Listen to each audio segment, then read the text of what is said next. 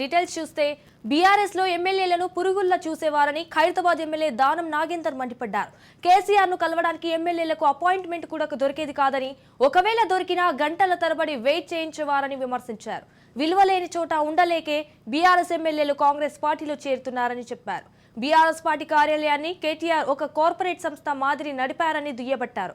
ఇక 2 రోజుల్లో మరో 2 బీఆర్ఎస్ ఎమ్మెల్యేలు కాంగ్రెస్ లో చేరబోతున్నారని, 15 రోజుల్లో బీఆర్ఎస్ ఎల్పీ కాంగ్రెస్ లో విలీనం అవుతుందని జోస్యం చెప్పారు. బీఆర్ఎస్ పై ఎమ్మెల్యేలకు నమ్మకం లేదని అన్నారు.